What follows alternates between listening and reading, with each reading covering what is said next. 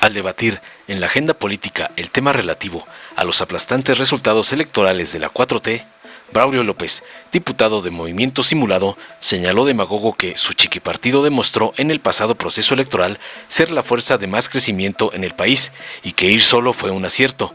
Indicó que si diputados y senadores fueran asignados por el número de votos y hubiera un reflejo exacto de la composición de las cámaras a partir de ellos, su mini partido tendría más diputados y senadores, pero el diseño institucional, según él, no refleja a cabalidad lo que la gente vota. Por ello planteó, delirando, hacer un diseño que justamente refleje las votaciones y, en ese sentido, MC asumió el costo para demostrar que sí hay otra alternativa política y que la gente sí está buscando otra fuerza de oposición que supuestamente va a disputar en 2030 la contienda por la presidencia, concluyó su delirio. Por Morena, el diputado Hamlet García Almaguer señaló contundente y tras escuchar sus falacias, para responderle, recalcando que en la pasada jornada electoral casi 36 millones de votos favorecieron a Claudia Sheinbaum. También mencionó que los consejos distritales y el Tribunal Electoral son los responsables de realizar los cómputos y la calificación de las elecciones. Criticó a la derecha y a la comentocracia por intentar tergiversar el texto constitucional para quitarnos la mayoría, especialmente el artículo 54 que establece límites a los partidos políticos en sus representaciones y no a las coaliciones. Afirmó que Morena y la coalición de la 4T seguirán respetando y ejerciendo con responsabilidad la mayoría calificada. Además abordó el fraude en el estado de Jalisco, recordando la nefasta actuación de la presidenta del Instituto Electoral del Estado. Destapó la desaparición de más de 50,000 votos en las elecciones para la gubernatura y la presidencia, exigiendo explicaciones al respecto, y al Movimiento Simulado lo bajó de su nube, restregándoles su derrota en su propio bastión jalisciense. Finalizó mostrando su rechazo al crecimiento de la ultraderecha en Europa y solicitando al INE la designación de un interventor para vigilar los recursos del muerto PRD. Veamos enseguida cómo un gatete de Dante Delgado es liquidado brutalmente por Hamlet Almaguer por presumir su fraude en Jalisco, como le mandó su patrón, el narcoampón Claudio X González. Compañeras, compañeros, Movimiento Ciudadano demostró este proceso electoral ser la fuerza de más crecimiento en el país, la fuerza política con mayor crecimiento en el país. Se demostró que ir solos fue un acierto. Hicieron todo lo posible para detener a Movimiento Ciudadano. Poderes fácticos, comentocracia, cercos mediáticos, nos acusaron de esquiroles, de no subirnos al Titanic de la Alianza, intentaron invisibilizar a Maines, a Movimiento Ciudadano, desataron una feroz campaña de voto útil y todo para nada. Se demostró que Movimiento Ciudadano es la fuerza de mayor crecimiento. De mayor crecimiento en la contienda presidencial, compañeras y compañeros, de 2018 al 2024 se creció más del 500%. Hoy Movimiento Ciudadano gobierna más población que partidos históricos como el PRI y el PAN. Nos dijeron que íbamos a perder el registro y alcanzamos una votación de diputados federales de doble dígito, de casi el 11%. Desde el 2015, Movimiento Ciudadano no ha dejado de crecer. Del 15 al 2018, en diputados federales se creció en votación del 2.5%. Del 18 al 21, el 38.5%. Y del 21 al 24, el 89.7%. En el Senado de la República, del 18 al 24, se aumentó en un 148%. Si los diputados y senadores fueran asignados por el número de votos, si hubiera un reflejo exacto en la composición de las cámaras a partir de lo que se votó por la gente, Movimiento Ciudadano tendría 55 diputados y 14 senadores. Al ser la tercera fuerza política con más votos, tenemos menos diputados y senadores que fuerzas políticas, que partidos políticos con menos votos. Esto no porque la gente lo quiso, la gente quería. Diputado, disculpe la interrupción, me está levantando la mano la senadora Beatriz Paredes. ¿Con qué objeto, senadora? Sonido en su escaño, por favor. Preguntarle respetuosamente al señor diputado si permite una pregunta en este momento o al final de su intervención para no cortar el hilo de la misma. ¿Acepta el orador la pregunta? Con todo gusto, presidente. Senadora, tiene hasta 1 minuto para formularla e inmediatamente después tendrá el diputado hasta 2 minutos para dar respuesta. Gracias, señor diputado.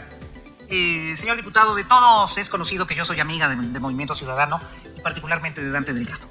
Entonces mi pregunta no tiene ninguna doble intención.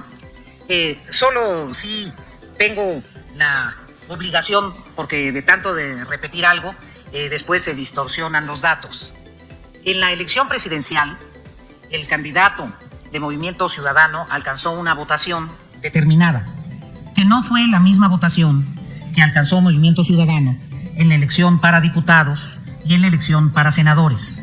En la elección para diputados, y así será la distribución de prerrogativas, Movimiento Ciudadano quedó consignada como la cuarta fuerza, y en la elección para senadores, Movimiento Ciudadano quedó consignado como la cuarta fuerza.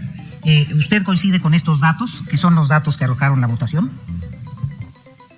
Senadora, de acuerdo con los cómputos distritales, en efecto los números son como usted lo dice, y de hecho por eso los porcentajes los he manejado de una manera diferenciada por cada tipo de elección, y los crecimientos han sido distintos. Cuando nos referimos a que somos la tercera fuerza política, la que obtuvo de todas las fuerzas políticas el mayor número de votos, es con la suma de las tres elecciones, es decir, la presidencial, la de la Cámara de Diputados y del Senado de la República por fuerza política. Y en ese sentido, Movimiento Ciudadano tuvo una votación mucho mayor que el Partido Revolucionario Institucional en lo que respecta a la elección presidencial, y como sabe, mucho más cercana en las cámaras. Y por eso nos referimos a que fuimos la tercera fuerza política, en el sentido que fue la tercera fuerza con más votos en la totalidad de las elecciones federales. Gracias a usted, senadora. Al ser la tercera fuerza, perdón. Continúa ya con su exposición, el orador, adelante. Al ser la tercera fuerza política con más votos, tenemos menos diputados y menos senadoras y senadores que fuerzas políticas con menos votos. Y esto hay que decirlo, esto es porque el diseño institucional no refleja a cabalidad lo que la gente vota. Tenemos que hacer un diseño institucional que justo refleje lo que la gente vota. Y en ese sentido, Movimiento Ciudadano asumió el costo para demostrar que sí hay otra alternativa, que la gente sí está buscando alternativas políticas en este país. Es el costo que se decidió pagar para no dejar a México sin una opción política de oposición, sin una alternativa correcta. Y esto, hay que decirlo, crecimos jugando limpio. Y aún así, el crecimiento de Mañez, presidente, fue exponencial. México tiene hoy una voz sensata de oposición. Se demostró que hay viabilidad para una nueva alternativa política en el país. Movimiento Ciudadano demostró con un crecimiento evidente que es hoy la fuerza de oposición que va a disputar en el 2030 la contienda por la presidencia de la República. Muchas gracias, compañeras y compañeros. Su autorización, presidente. Adelante. Gracias. Hay muchas precisiones que realizar esta tarde. La primera de ellas, con mucho respeto, pero nociones básicas de derecho electoral. El proceso electoral se divide en 3 etapas: preparación, donde van las precampañas, campañas y veda; segunda etapa, jornada electoral, que ocurrió el 2 de junio y que arrojó casi 36 millones de votos a favor de la doctora Claudia Sheinbaum Pardo; y la tercera etapa es la calificación de las elecciones, donde en efecto los consejos distritales realizan los cómputos de diputados y de Senado, y el Tribunal Electoral califica diputados, Senado y Presidencia de la República, además de hacer el cómputo definitivo. En los últimos días, la derecha, la comentocracia adicta a los apapachos, ha intentado reflexionar, tergiversando el texto constitucional en relación a la contundente victoria que el pueblo de México le dio a nuestro movimiento, a la Cuarta Transformación. Quieren torcer el artículo 54 de la Constitución, que tiene 2 límites a los partidos políticos, no a las coaliciones. La fracción cuarta establece que ningún partido político puede tener más de 300 legisladores. Y la fracción quinta establece que ningún partido político puede tener más de 8 puntos de sobrerepresentación. No se aplica a las coaliciones, es texto expreso. Pero la derecha, que intenta acomodar, tergiversar, destruir el texto constitucional, intenta utilizarlo para su provecho. No quieren, por ejemplo, aplicar las medidas de coaliciones a las prerrogativas o a los tiempos. A ver, que PRI, PAN y PRD compartan, perdón, el PRD ya perdió el registro, PRI, PAN, que compartan sus prerrogativas. En lugar de 1.100 millones para el PRI y 1.080 para el PAN, o viceversa, están muy cerca, que les den solamente 1.000 millones para los dos. Lo utilizan cuando les conviene. Y si la autoridad electoral cede a esta interpretación mañosa, al rato van a querer interpretar la fracción cuarta del artículo 54 de la Constitución en el mismo sentido. Y decir, ninguna coalición puede tener más de 300 diputados. Cuando el texto es expreso, ningún partido político, en ambos casos. Esta mayoría calificada se va a ejercer con responsabilidad. Son el presidente de la República en funciones, Andrés Manuel López Obrador, y la virtual presidenta electa, la doctora Claudia Sheinbaum Pardo, quienes van a definir los tiempos, los ritmos y el contenido de la discusión pública. Porque no solo es una transición de gobierno, sino una transición en la dirección del movimiento, que esto incluye, por supuesto, a todos quienes comulgamos con este proyecto de nación. Es el reflejo de lo establecido por el artículo 39 de la Constitución. Es la soberanía popular en ejercicio, en el voto masivo, a través de las urnas. Nosotros buscamos, por supuesto, a través de este reflejo del voto popular, que se transforme, que se renueve el Poder Judicial Federal. México tiene una anomalía de la que mucho se habla. Quien preside la Suprema Corte de Justicia de la Nación es juez y parte, porque además preside el Consejo de la Judicatura Federal. Este sistema de autocalificación, por ejemplo, existía en nuestra democracia cuando la Cámara de Diputados validaba su propia elección. Y esto se tuvo que modificar para dar apertura a que el Tribunal Electoral sea quien lo haga. ¿Por qué permitimos, entonces, que quien preside el Consejo de la Judicatura sea a la vez cabeza de la Suprema Corte de Justicia de la Nación? No es sano para nuestra democracia, pero esto, por supuesto, que se va a debatir. No sé de qué triunfo o de qué crecimiento habla Movimiento Ciudadano. Ganaron un distrito de 300 de mayoría relativa en el país, uno de 20 en el estado de Jalisco y por 300 votos que además va a ir a tribunales. En el Senado de la República, en Jalisco, Morena obtuvo el triunfo y se lleva 2 escaños con Carlos Lomelí y Rocío Corona Nakamura. En segundo lugar quedó el PRIAN. Movimiento Ciudadano quedó en tercero de 3. Si hubiera 4, quedaba en cuarto. En el caso del Congreso local, 4 de 20. Eso es lo que arrojan los cómputos. El hubiera no existe. Pero lo que sí existe en el estado de Jalisco es la muy lamentable actuación de la presidenta del Instituto Electoral y de Participación Ciudadana del estado de Jalisco, Paula Ramírez. Ya podríamos hablar del Instituto Electoral de Movimiento Ciudadano en vez del Instituto Electoral y de Participación Ciudadana, IMC en lugar de IEPC. ¿Qué pasó en Jalisco? La boleta de presidencia. Disculpe, el orador, Sí. antes de que concluyera su tiempo, solicitó el uso de la palabra el diputado Braulio. ¿Con qué objeto, diputado Braulio?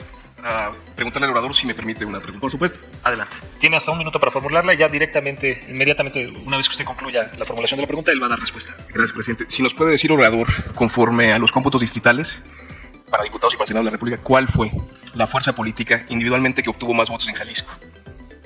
Muy bien. Eso está por definirse porque falta la resolución del Tribunal Electoral del Estado de Jalisco y del Tribunal Electoral del Poder Judicial de la Federación. Estamos en la etapa de calificación y esos números no son definitivos. Lo que sí es definitivo es que de las urnas para la boleta presidencial en Jalisco se extrajeron 3.872.239 votos. Y de las urnas para elección de la gubernatura del Estado de Jalisco se extrajeron 3.768.443 votos. ¿Dónde están esos 103.000 votos? Han intentado dar justificaciones, hablaron a través de redes sociales, los paleros de Movimiento Ciudadano, de las elecciones que se celebran en casillas extraordinarias para la presidencia. Esa suma da cerca de 50.000 sufragios. Siguen faltando más de 50.000 votos en el estado de Jalisco y Paula Ramírez tiene que contestar qué ocurrió con estos sufragios. Por último, desde aquí, desde el Senado de la República, desde esta comisión permanente, quisiera mostrar mi rechazo a lo ocurrido en Europa con el crecimiento de la ultraderecha. No es sano para una democracia que estas actitudes y discursos totalitarios avancen en este pleno siglo XXI. Por último, también al Instituto Nacional Electoral pedirle que a la brevedad designe un interventor para que vigile que los recursos del PRD no sean dilapidados. Muchas gracias, senador presidente. Dale en me gusta, suscríbete, activa la campanita y compártelo para que más gente lo vea.